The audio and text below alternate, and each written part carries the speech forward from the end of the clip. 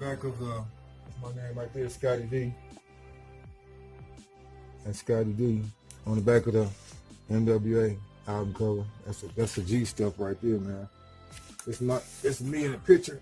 That's me right there. I used to make sweatsuits. These are my clothes. I made a jacket for Easy, a jacket for King T. You got Dr. Dre in the back there. You got Easy right here. You got Ren. You got King T right there. My man Cold Crush Chris, Vince, me, Ren, Mixmaster Spade. Come on, Compton Mayor, the Mayor of Compton right there. You know, I come from a long history. Then we sling over here.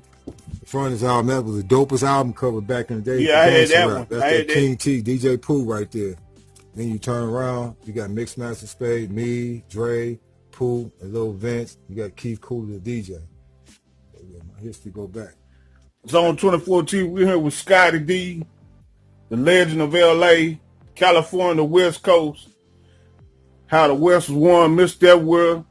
T3, we're in the building up here, man, in the natural state of Arkansas, all the way to California, man. Straight out of Compton, you know, I'm just out here working. I got a little job out here, so I'm working on this film, How the West is Won. Me and my man DJ King Scratch.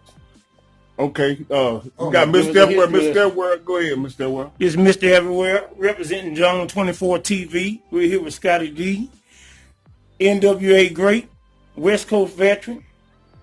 He started all this West Coast gangster stuff. And it was a pleasure to be here with him this evening. He's going to give us a little tour of some of his works that he has.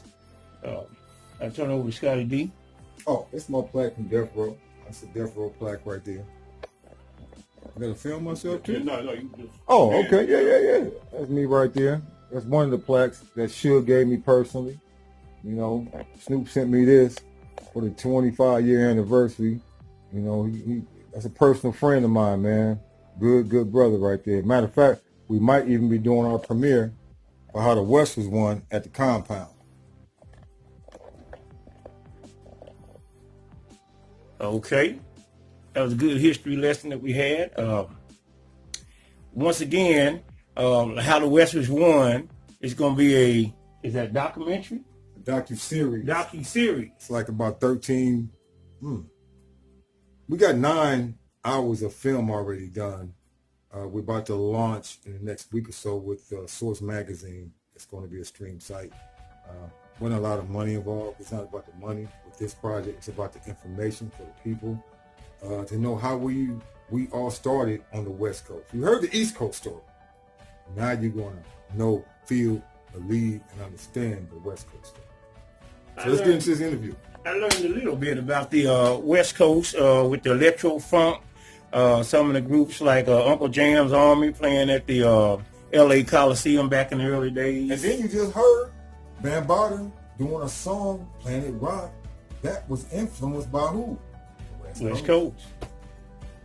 Yeah, electro funk. That's dope. I'm ready to do my interview. Come on, man. Mr. F, come on, man. Come on. Okay.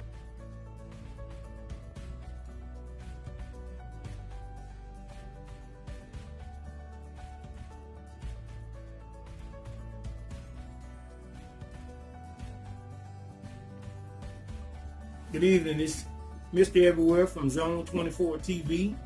I'm here with the legendary Scotty D from the world famous NWA. Scotty. Well, let's go back.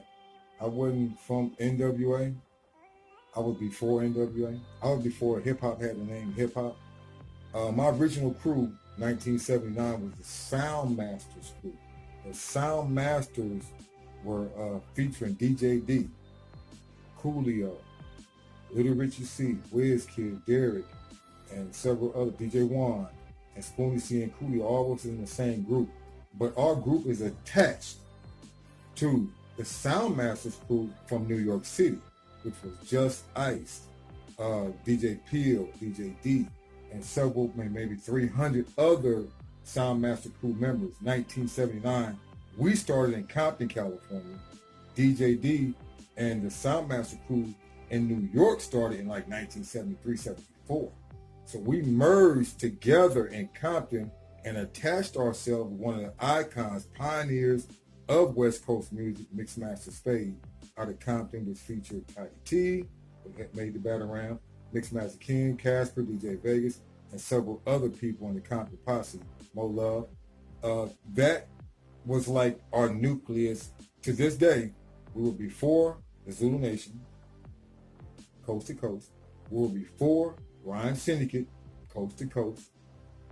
And that's what I got to say. I mean, they'll look at me with all different avenues, from gangbanging to being an activist in the streets. They will look at me as being a good pillar in my community, stopping doing things just to get involved with this thing that we call hip-hop today, which didn't have a name when I started.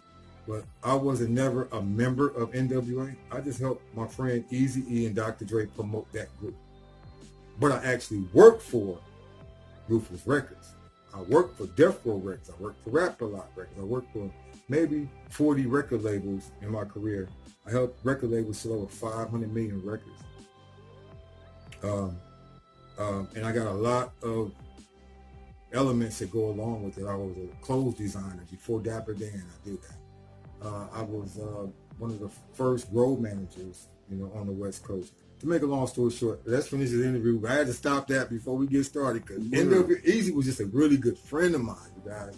And my film called How the West Was Won, we're going to get deep into the roots of what that was all about, and the roots of how I was working with Suge Knight at Death Row Records, and everything I have ever done since 1978 when I started in R&B, where I went over to rap when I came home from hearing the sound of hip-hop in Job Corps, Clearfield, Utah Job Corps Center. That's why I fell in love with the elements of hip-hop, because I saw it all there. I saw the graphic artists.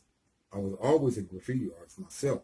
I got into the art contest. I didn't know that was a part of hip-hop in Job Corps. But them guys from New York was in. We was up in there crip walking and blood stomping. And them New Yorkers was on the floor, b-boying, doing their New York stuff, and they beanies was pointed straight up like shark fins, and the way they dressed with the jackets, everything that they wore was different from us. We wore a Navy jacket, we wore bomber jacket, we wore khakis and Converse and Romeos and Stacey Allen. They was wearing their thing that they grew up on. So for all of us to pollinize in Job Corps was like, it had to be God.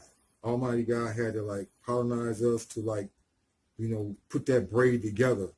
East Coast, West Coast, that middle braid called God, put it all together, and we started pollinating them. And coming out there to Compton, California, where I'm from, and it was just, it turned into something that we call right now called Westery. Come over here. Sorry. Okay, Scotty D, that was very interesting. Who were some of the most important people that influenced you into wanting to continue on after, you say, 40 years plus in this industry? Well,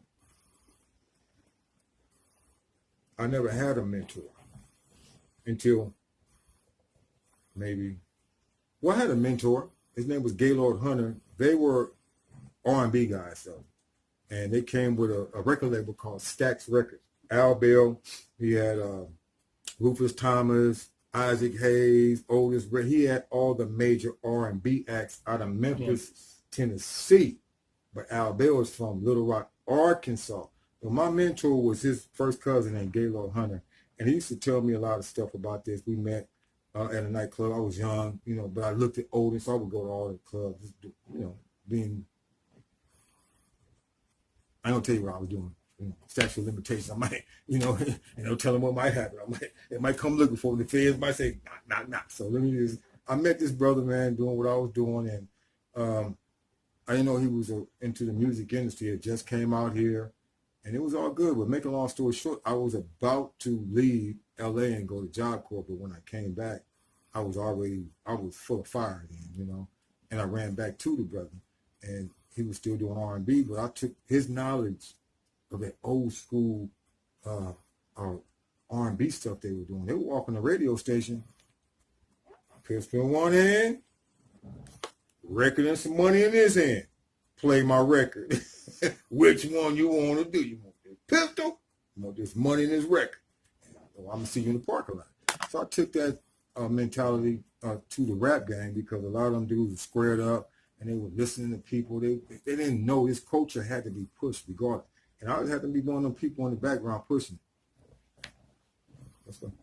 Next question. Okay, Scotty. I had no mentors. I had nobody but Gaylord Hunter, but he was an R&B dude. We had to write the blueprint on how to do this hip-hop side. He didn't know nothing about hip-hop. I couldn't find a book in a library. There was no internet.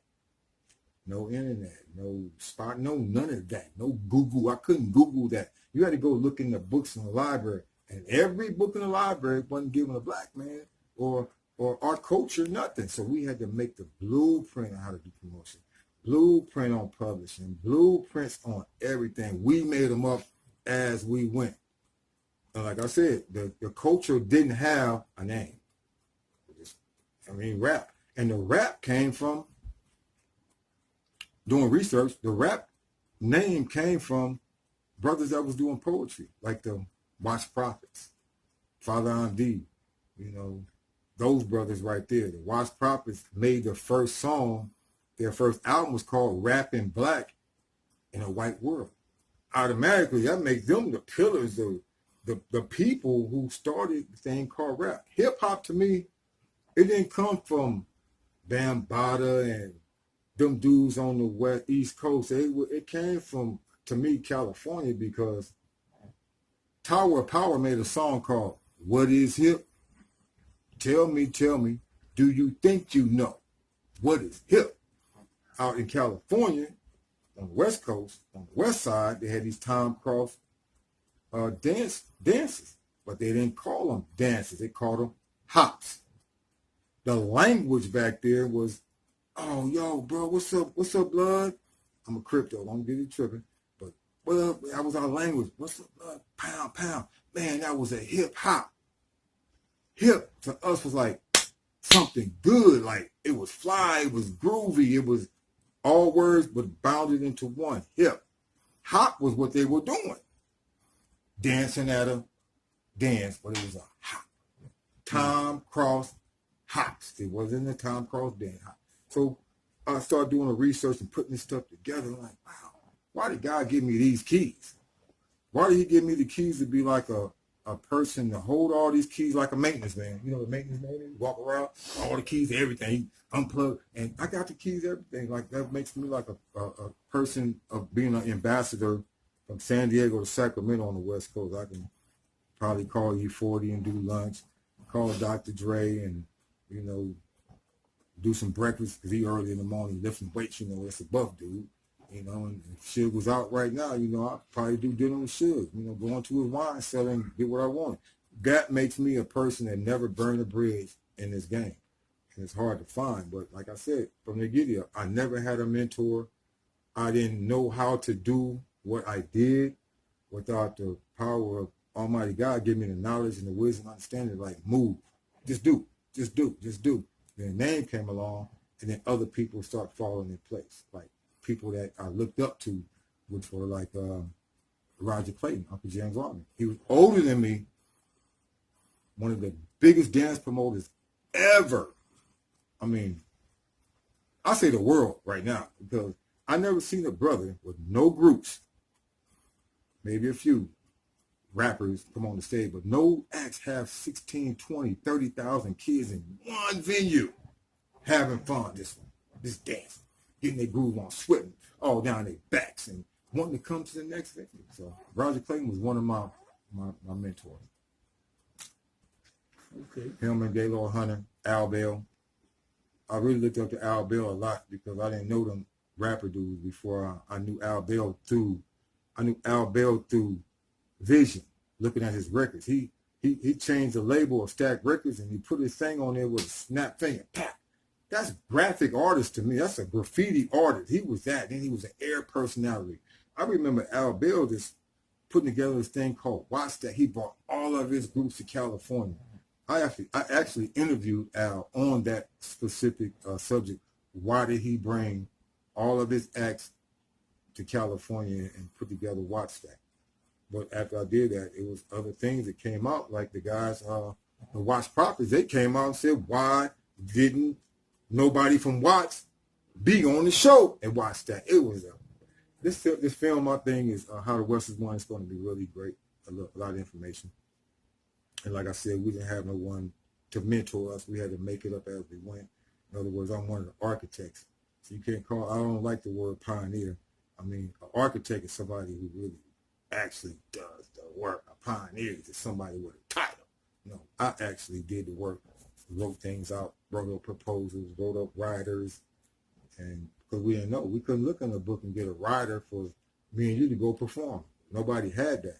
Nobody had a proposal to go present to a company to get some money. We had to write that stuff. We had to think it out, and we did it, and it ended up being what it is today. Okay, Scotty, that was wonderful with that.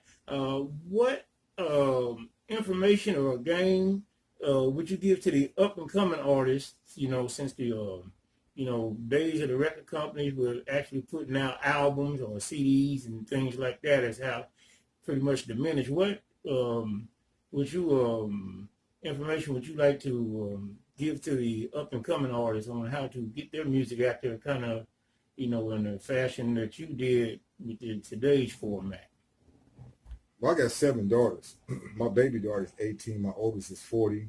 I got grandkids. I have so many nephews and good friends that have children that want to be involved, with the music industry, period. I mean, I have a daughter that's a model. I have a daughter that's creative dancers, choreographers, and do playwrights and stuff all across the United States and some of the world. I don't really encourage none of my children. So I'm not going to encourage your children to get into this industry that's not for them, unless you believe in God, believe in yourself, have faith in yourself enough to put money or somebody's money behind yourself and put it out yourself. And otherwise, why would you take your soul, your mind, your spirit, your family culture, fatten it up like a frog for the snakes? This industry is not for everybody. Everybody don't make it across that line to be successful like a Snoop. That's a lot of sacrifice. Everybody don't make it to be a Dr. Dre. Just like on the other side over here, everybody don't make it to be an Allen Iverson or a Kawhi Leonard or a LeBron James. It's only certain slots for that. Why can't you be a road manager? Why can't you be a lawyer? Why can't you be like the executive with the money? Go find that bag to put it up here so we can come in and everybody ain't got to be a rapper. So but you want to be a rapper, do your thing. I encourage you not to, but if you do, make sure you stay independent as much as possible. You don't have to join a posse or crew or nothing like that. Get some good music together. Don't think you're going to have a hot single and just because you like it, I got it right. You don't worry about me. I'm not buying your record anyway. I don't buy records. I get records for free. Make your stuff for the community that you live in, for the people that you think want to listen to it, or even just do it for yourself that you know you got a strong message and it's forget it, man. Make sure you be for real and do your own thing. Keep your stuff to you. Don't be spreading all your jewels out to the world. You know what I'm saying? Meaning giving your stuff to a record company. What is a record company? I'm going to tell you the one thing they're going to tell you. I'm going to make you famous. You hear anything else? Did you hear anything else? Did I say anything else? I'm going to make you famous, but I ain't going to make you rich. They never tell you that. Yeah, but their job is to make you famous so they can get rich. They get the money. You taking these little deals, these 60, 40, I don't even know what they are. No more. I ain't mess with them no more because I'm out of that game. But I just encourage all of my young people, look, man, stay independent. Right now, it's not like how when I grew up, we were independent and they came running at us, do this. Okay. The money was kind of lucrative. It wasn't that big, but it was a little change, But right now, you guys don't need a record company. You need to open up your own Spotify. Why we got to go to Spotify or CD Baby? Who are these people? They getting paid off your music. giving you 30 cents a copy sold off of $1 that they sell it for. I mean, they're getting 7, you get 30. Why do that when you can stay independent, work the streets, work the chitlin circuit, work the United States, get up off your ass and actually do some work and quit trying to act like music. The music industry is a McDonald's. You just roll up and make a song and you written. No, it don't work. You got to work stuff, man. I remember the last thing I seen actually worked that tripped me out and it was really a good project was Cardi B. I remember I was in New York visiting a friend, and there was a mixtape, and he's like, "Yo, you heard this girl?" Like, nah. He gave it to me years ago. But by the time I got to Little Rock, Arkansas, on my way to Florida, from Florida to California, they already was making the circuit. They was doing the circuit. By the time I got to California, she had a little single bubbling. So you got to do the work. You got to get up off your ass and quit thinking everything going to come to you overnight because you made a record on the internet. Man, ain't none of y'all making no posters. Y'all ain't making no flyers. Y'all not doing the work. You know, God didn't put you out here to gave you this gift of music, your talent, to be lazy. You know, I don't like doing the work. I never go in the studio and listen to what you're doing. Show me your product. Once you give me your product, and I think, we can take it over here, take it over there, take it over here. That's what I do. I'm a marketing and promotions person. No specialist, it's a person. But if you ain't getting up off your ass and doing the work, what make you think we need to? You know, then you guys don't have creative ability to come up with some kind of promotion tactic. Last person that did it passed away. This young man right here. Man right here. With this whole project. Nipsey Hussle. Genius. Creative. He didn't just do it for himself. He did it for others. He wasn't selfish. You know, it's a lot of selfishness in this business. And all you got to do is go get a job.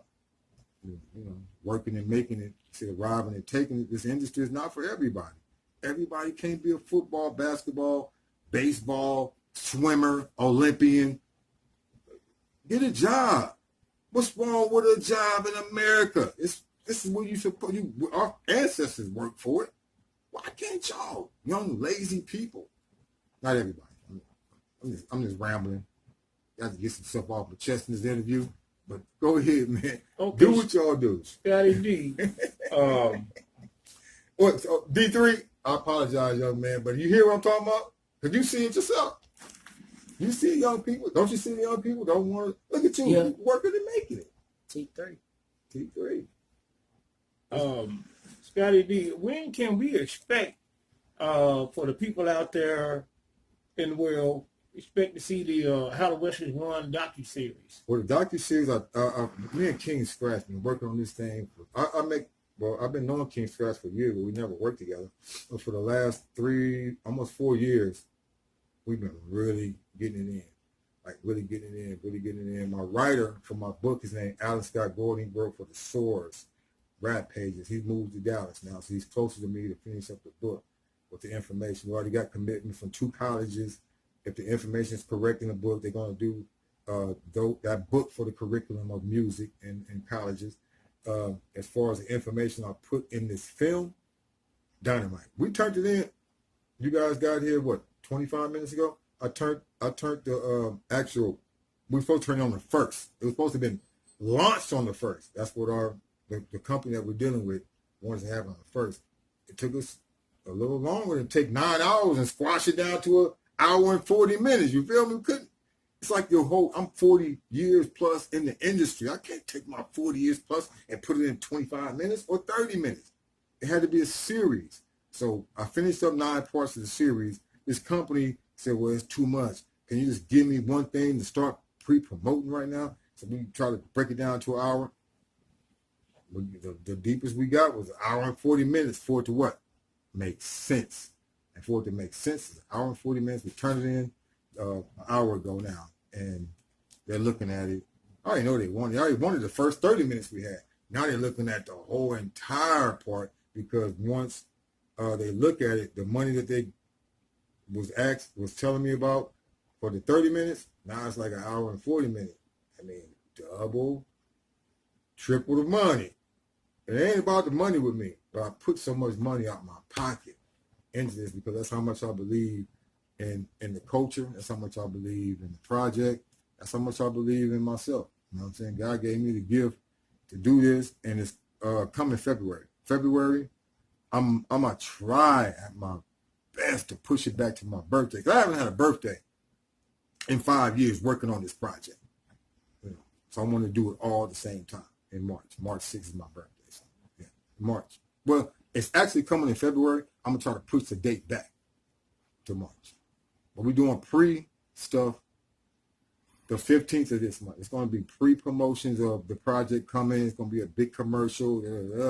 But February is supposed to be the launch. I'm going to try to push the launch back to March to make it make sense to me. So, yeah, 2021. Book coming also. Back. Pictures, everything. That's wonderful, wonderful. So everybody be on the lookout March for How the West Was Won docu-series.